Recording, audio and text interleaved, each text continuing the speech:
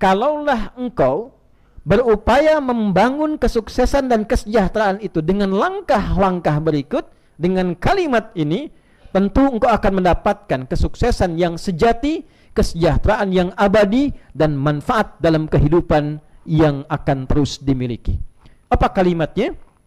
Itu yang meringankan beban hidup kita, meringankan persoalan hidup kita, dan mempermudah kita naik pada status yang lebih baik. Hadirin, tidak ada satupun manusia yang berkehidupan di muka bumi ini, terlebih bagi setiap insan beriman, kecuali mengharapkan kehidupan yang diiringi oleh kesuksesan, diliputi oleh kesejahteraan. Bekerja ingin menjadi pekerja, karyawan, pengusaha yang sukses di semua levelnya, dan berharap kesuksesan di pekerjaan itu dibawa menuju kehidupan yang menyejahterakan. Menjadi suami, ingin menjadi suami yang sukses dengan kehidupan rumah tangga yang sejahtera. Jadi ayah yang sukses, jadi anak yang sukses, jadi dosen yang sukses. Kesuksesan, kesejahteraan adalah bagian harapan tertinggi yang tertanam pada diri setiap insan yang menjalani kehidupan.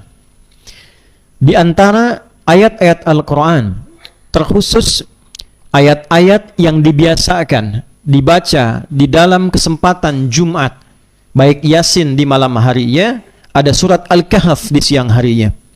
Di dalam surat Al-Kahfi, di ayat ke-32 sampai di ayat 44, ada dialog yang sangat menarik tentang seseorang yang mendapatkan kesuksesan, kesejahteraan dalam bisnisnya, tapi ternyata bisnis yang dia dapatkan, kesejahteraan yang dia raih dengan keadaan tertentu tidak memberikan kenyamanan hidup sampai hilang seluruhnya, dan terjadilah dialog dengan orang baik, rendah hati yang dekat dengan Allah Subhanahu wa taala. Di titik inilah kemudian khutbah Jumat akan dimulai yang memberikan kepada kita langkah-langkah kesuksesan dan kesejahteraan dalam naungan Al-Quran dan hadis Nabi Muhammad sallallahu alaihi wasallam. Allah Subhanahu wa taala berfirman dalam surah Al-Kahf di ayat ke-32. A'udzu billahi minasyaitonir rajim. Bismillahirrahmanirrahim. Wadrib lahum مثل الرجلين جعلنا لأحدهما جنتين من أعناب وحففناهما بنخل وجعلنا بينهما زرعا كلتا الجنتين آتت أكلها ولم تظلم منه شيئا وفجرنا خلالهما النهر وكان له ثمر. Hadirin, Allah menyampaikan kepada Nabi Muhammad sallallahu alaihi wasallam sebuah kisah nyata yang indah yang ditugaskan Nabi Muhammad sallallahu alaihi wasallam untuk menyampaikan kembali tentang inspirasi dari kisah ini kepada seluruh insan beriman yang berada di muka bumi ini. Allah mengatakan, "Wadrib lahum," ya Muhammad sallallahu alaihi wasallam, kisahkan, sampaikan perumpamaan yang membawa inspirasi kesuksesan dan kesejahteraan sejati bagi umatmu itu, tentang cerita dua orang sahabat, tentang cerita dua orang yang menjalin pertemanan, kemudian terjadi dialog. Ahadihima, satu di antara kawan ini seorang yang sukses, punya kebun yang luas, pengusaha yang sukses, bahkan saking hebatnya dia pakar dalam pengelolaan kebun itu, sampai-sampai dari struktur kebunnya tertata dengan baik, drainasenya mengalir dengan baik, ada sungai-sungai, mata air, kemudian di dalamnya beragam. Dari kebun anggur di dalam dilapisi kurma yang jumlahnya banyak, kemudian untuk menjaga kekokohan tanahnya, maka ditanam pelapis-pelapis penutup tanah seperti tumbuhan kacang-kacangan dan sebagainya. Maka yang menarik, kebun itu menghasilkan hasil yang sangat luar biasa, memberikan harta yang sangat melimpah, menyejahterakan, menandakan kesuksesan, dan melambangkan kekayaan pada masa itu. Maka apa yang terjadi? Dialog dengan temannya ini dia ajak dan dia tampilkan dengan kebanggaan, dia mengatakan, ini adalah hasil kerja kerasku, ini adalah hasil kepintaranku, ini adalah lambang kesuksesan manajerialku yang menampilkan kesuksesan yang sangat luas, yang walaupun sampai kiamat ini akan tetap bertahan. Walaupun aku pulang, meninggal, kemudian kembali kepada Tuhan, aku yakin walaupun kembali aku akan diberikan yang bentuk serupa, kebun yang lebih indah dengan aset yang sama.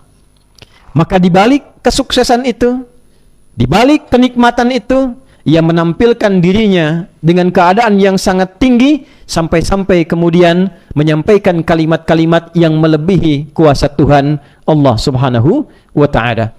Maka yang paling menarik, kawannya ini yang hidupnya sederhana, yang dikomen tadi oleh temannya yang tadi, "Hei kawan, apa aktivitas keseharianmu?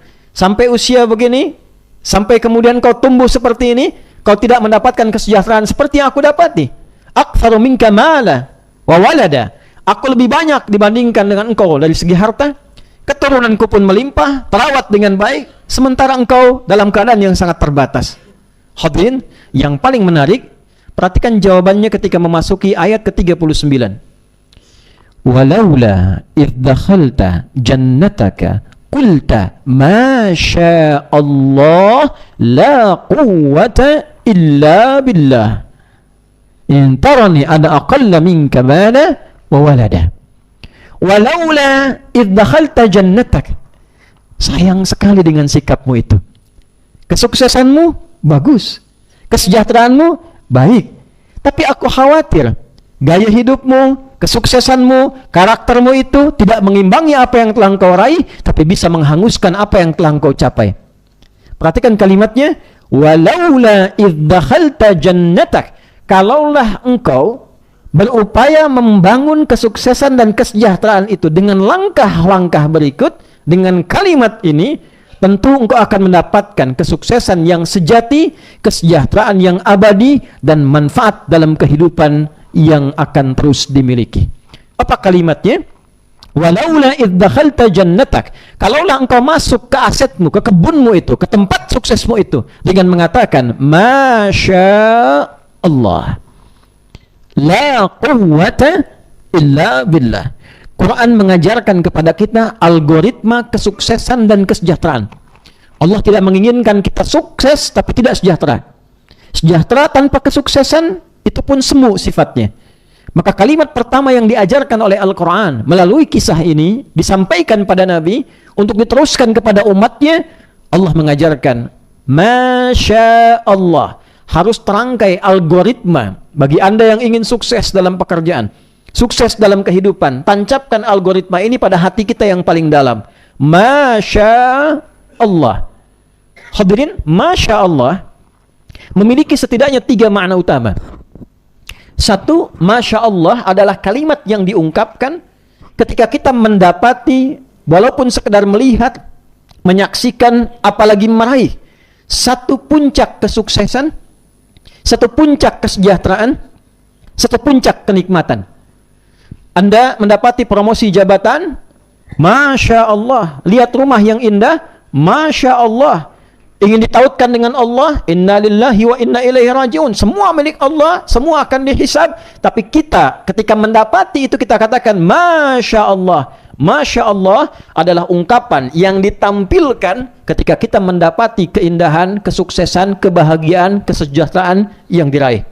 Tapi saat yang bersamaan, dia memiliki makna yang kedua, yaitu satu dorongan untuk bisa ditanamkan pada diri yang mengucapkan itu, untuk bisa menempatkan visi tinggi demi meraih kesuksesan yang ingin dia dapatkan.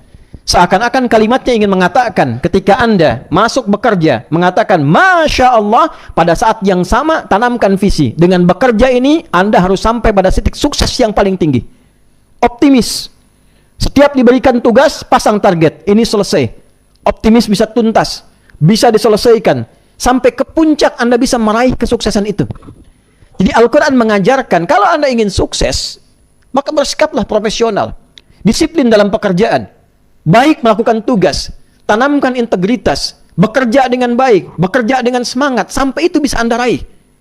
Kalimat Masya Allah tidak hanya mengajarkan Anda lihat gedung tinggi, Anda katakan Masya Allah, tapi makna keduanya men-challenge Anda, men-challenge kita. Kapan Anda bisa mendapatkan seperti itu? Maukah Anda bekerja untuk dapat seperti itu? Maukah Anda berusaha untuk mendapatkan kesuksesan seperti itu? Di Quran menanamkan pada kita, orang beriman itu pada dirinya sudah tertanam sifat-sifat perjuangan untuk meraih kesuksesan. Orang-orang yang beriman tertanam algoritma kekuatan pada dirinya untuk mendapatkan kesejahteraan. Jadi kalau Anda, saya, kita beraktivitas dalam kehidupan, ada di bidang pengetahuan, ada di bidang harta benda, di bidang kedudukan, di bidang tenaga, Anda berusaha, bekerja, di perusahaan manapun, Anda katakan, Masya Allah, ketika melihat seseorang datang dengan mobil bagus, challenge yang sama, bisakah Anda mau bekerja keras untuk mendapatkan itu atau lebih di atas itu? Kalau ini ditanamkan dalam dunia kerja kita, di kalangan lingkungan insan-insan beriman khususnya, maka tidak ada istilahnya pegawai yang malas. Tidak ada karyawan yang malas. Yang terdapat adalah sesuatu yang penuh dengan semangat, algoritma yang kuat, keinginan untuk sukses. Tapi saat yang sama, Masya Allah, juga mengajarkan kita tentang semua apa yang kita raih, sejatinya hanya titipan Allah subhanahu wa ta'ala. Dan kalaupun kita bisa meraihnya, itu atas kehendak Allah subhanahu wa ta'ala. Bisa ta'ajub, artinya kekaguman, harapan kuat, bisa juga menunjukkan pada bentuk mausul, kata sambung, konjungsi yang menunjuk pada apa yang kita raih tanpa batas. Pada orang disebut man, pada benda materi disebut ma. Anda dapat berapapun harta, sebanyak apapun, Sya Allah, tak mungkin bisa diraih kalau Allah tidak berkehendak. Anda kedudukan setinggi apapun, ila haddi sampai setinggi apapun, Sya Allah, tak mungkin diraih kalau Allah tak berkehendak. Qulillahumma malikal mulki tu'til mulka man tasha wa tanzi'ul mulka mimman tasha. Semua kedudukan, jabatan, kekuatan Allah yang memilikinya, dan mudah bagi Allah menitipkan pada siapapun yang Dia kehendaki. Pada orang baik untuk menyebar kebaikannya, kalau kurang baik untuk dilihat sejauh mana dampak keburukannya, sejauh mana damage-nya, sehingga datang orang baik memperbaiki kekurangan-kekurangan ini setelah mengerti dampak kekurang baikannya. Hadirin, maka tiga aspek ini, jika ingin sukses, jika ingin sejahtera, Quran mengatakan, buatlah visi yang terbaik. Tidak cukup dengan kagum. Sukses itu tidak dihayalkan. Sejahtera itu tidak diimajinasikan. Sejahtera itu adalah rencana. Sukses itu adalah visi. Kemudian iringi dengan kerja keras yang baik, dengan semangat yang kokoh. Setelah Anda sukses, tetaplah rendah hati dan kaitkan seluruh kesuksesan itu atas dasar ketetapan Allah subhanahu wa ta'ala. Maka dimulailah aktivitas itu dengan mengatakan, la quwwata illa billah.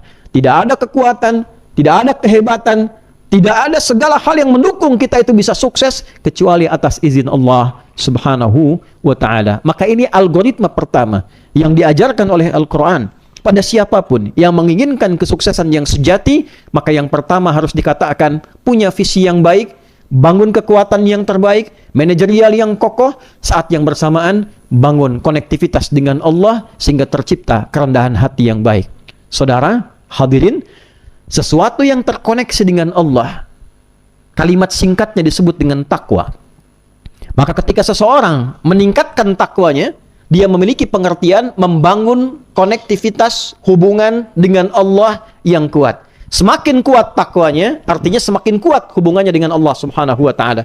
Kata takwa disebutkan sebanyak kurang lebih 240 kali di dalam Al-Quran, dan Allah tidak menyebutkan kata takwa umumnya kecuali bersanding dengan keindahan-keindahan, kesuksesan dan kesejahteraan yang dijanjikan. Quran surah ke-65 di akhir ayat kedua, di awal ayat ketiga, wa may yattaqillaha yaj'al lahu makhraja wa yarzuqhu min haitsu la yahtasib. Siapapun yang mau membangun koneksi dengan Allah, meningkatkan takwanya kepada Allah, tingkatkan hubungan baik dengan Allah. Anda punya koneksi dengan orang yang punya kedudukan, mudah akses Anda, gampang meniti pekerjaan Anda. Anda punya koneksi dengan Allah, Anda merasa punya Allah, apa yang sulit bagi Allah? Siapa yang mampu membangun kedekatan dengan Allah, yaj'al lahu makhraja. Masalah sebesar apapun, serumit apapun, sesulit apapun, di pekerjaan, di kantor, di rumah tangga, di persoalan sosial, di korporasi, apapun itu, sepanjang kita masih merasa punya Allah, yaj'al lahu makhraja. Allah berikan solusi terbaik yang mendukung kebaikan kita yang sejati sifatnya. Butuh pengetahuan? Quran surah kedua di akhir ayat 282. Wattaqullah wa yu'allimukumullah. Tingkatkan takwamu kepada Allah, Allah tambahkan, ajarkan pengetahuan yang terbaik. Butuh kebahagiaan? Quran surah kedua di akhir ayat 189. Wattaqullah la'allakum tuflihun. Tingkatkan takwamu kepada Allah supaya engkau mendapatkan kebahagiaan yang sejati. Jika Anda sukses di rumah tangga, sukses di pekerjaan, bagus. Sukses di sosial, bagus. Tapi kadang kita sukses tapi kurang bahagia, harta banyak, kedudukan tinggi, ilmu bagus. Coba cek. Mungkin yang kurang bukan harta, yang kurang bukan kedudukan, yang kurang ketakwaannya di sisi Allah Subhanahu wa Ta'ala. Maka hadirin, di antara sifat takwa itu, amalan pertamanya adalah sholat. Perhatikan runtutnya Al-Quran. Tipsnya ada, namanya ada, langkahnya ada. Jika Anda bertanya, amalan apa dari 240 ini untuk membangun hubungan dengan Allah supaya baik, dimudahkan dalam beraktivitas, maka kalimat takwa pertama ditampilkan dalam bentuk sholat. Al-Baqarah ayat 2 dan 3, "Dzalikal kitabu la raiba fi hudal lil muttaqin." Siapa muttaqin orang takwa di sini? Alladzina yu'minuna bil ghaibi wa yuqimunas shalah. Salat adalah pembuktian ketakwaan kita kepada Allah. Kita selalu menuntut, ya Allah, lancarkan usaha saya, mudahkan urusan saya, baguskan proyek saya, berkahi hasilnya. Tapi ketika Allah meminta kita untuk terkoneksi, terkadang lambat didatangi, terkadang abai dilakukan. Maka menjadi hak Allah kemudian memberikan apa yang kita minta sesuai dengan kadar dan keadaan diri kita masing-masing. Maka pembuktian Jumat ini adalah diantara ikhtiar kita untuk mendekat kepada Allah Subhanahu wa Ta'ala, mendapatkan ridha akhirat, mendapatkan pengingat dalam tausiah dan khutbah Jumat, sekaligus yang terakhir memberikan motivasi supaya kehidupan dunia kita dijalani dengan semangat, bahagia, sukses, dan sejahtera. Itulah sebabnya dari 11 ayat dalam surah Al-Jumu'ah, ayat ke-10-nya setelah menunaikan Jumatan, perhatikan kalimatnya.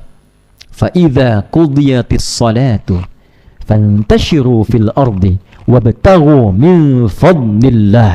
Jika Anda telah tuntas mengerjakan Jumat, bertebaranlah, beraktivitaslah di tempatnya masing-masing dengan penuh semangat, dengan kerja keras, dengan penuh integritas, yang dengan itu carilah dengan optimis keutamaan-keutamaan yang telah Allah tetapkan di tempat Anda beraktivitas.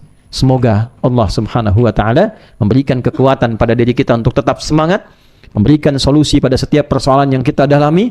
Tidak ada satupun masalah di muka bumi ini yang tidak Allah turunkan solusinya, seperti penyakit yang sejatinya selalu Allah turunkan obatnya, kecuali kematian. Namun itu bergantung, pertama, pada kedekatan kita yang membangun hubungan dengan Allah. Kedua, pada visi yang jelas kita untuk menempuh jalur kesuksesan yang kita harapkan. Ketiga, pada kemampuan kita untuk menerjemahkan visi itu dalam semangat pekerjaan dengan penuh attitude dan integritas sebagai bagian dari raihan kesejahteraan. Dan yang keempat, bagaimana kita menjaga itu dalam suasana yang selalu diridhai dan dicintai oleh Allah Subhanahu wa Ta'ala. Sebagai penutup, maka orang ini, sahabat yang sederhana ini mengatakan, mudah bagi Allah menghancurkan apa yang telah kamu raih ini, dan tiba-tiba datanglah kemudian badai, datanglah kemudian angin berapi, datanglah kemudian persoalan, sumber mata airnya hilang, atasnya terbakar, hancur seketika. Lalu dia kemudian mengepalkan tangannya, membukanya, dan menyimpannya ke dalam wajahnya dengan penuh penyesalan. Dia katakan, kenapa aku tidak memperbaiki ini sejak dulu, dan aku menyesal baru menyadarinya saat ini setelah itu semua tiada. Saudara, tapi yang indah, Nabi memberikan jawaban, Quran memberikan penguatan sebelumnya, bahwa tidak pernah ada kata terlambat untuk memperbaiki dan mencapai kesuksesan tertinggi. Seluruh sahabat-sahabat Nabi yang aktivitasnya di bidang usaha, Abdurrahman bin Auf, Uthman bin Affan, Talha bin Ubaidillah, Abu Dahdah, semuanya, ada yang ahli kebun, ada yang kemudian jadi ahli properti, ada yang ahli di bidang niaga dan sebagainya. Semua bahkan pernah mengalami masa-masa yang tidak mudah, tapi ketika mendapatkan pencerahan dari Nabi, dikeluarkan semangatnya sampai mereka tercatat jadi pebisnis sukses yang pernah menanam legasi di muka bumi. Barakallahu li wa lakum fil Qur'anil azim wa nafa'ni wa iyyakum bima fihi minal ayati wa dzikril hakim wa taqabbala minni wa minkum tilawatahu innahu huwas samiul alim. Ud'ullaha yastajib lana wa lakum jami'an.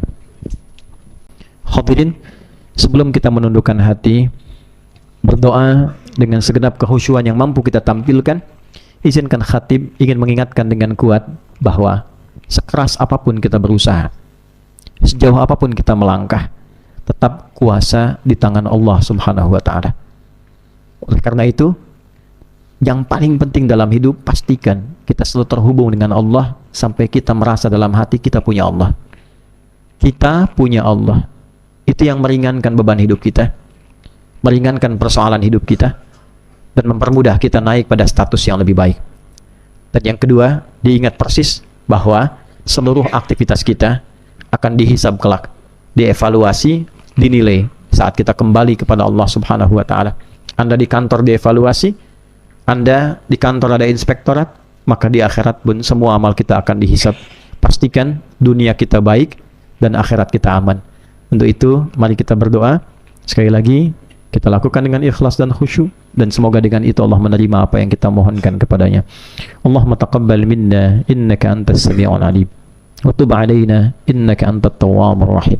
Allahumma innakal qa'il innallaha wa malaikatahu yusalluna 'alan nabi يا أيها الذين آمنوا صلوا عليه وسلموا تسليما فنصلي ونسلم على الحبيب الكريم الرسول الأمين نبينا وسيدنا محمد وعلى آله وصحبه أجمعين اللهم اغفر للمسلمين والمسلمات والمؤمنين والمؤمنات الأحياء منا والأموات إنك سميع قريب مجيب الدعوات ويا قاضي الحاجات.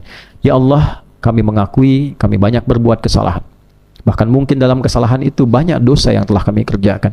Namun kami meyakini Engkau memiliki rahmat yang luas tanpa batas, kasih sayang ya Allah yang begitu dalam.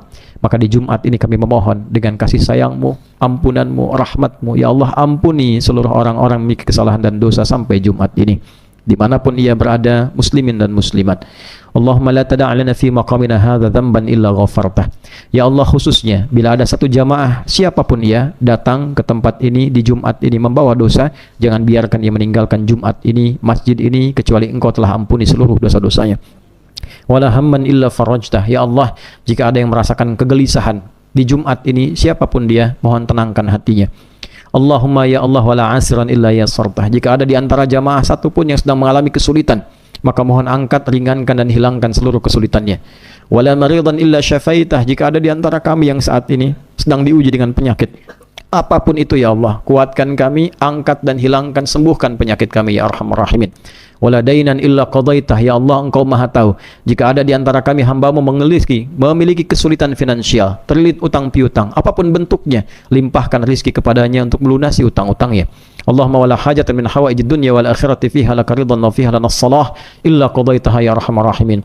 Ya Allah, jika ada keinginan, hajat yang tersembunyi di antara kami, tak terucap di lisannya, selama itu baik untuk dunia dan akhiratnya, mohon kabulkan ya Arhamar Rahimin. Allahumma ja'al ya Allah hadzal makan makanan mubarakah fi kulli adwariha ya rabbal alamin wa fi masjidihi ya rabbal alamin.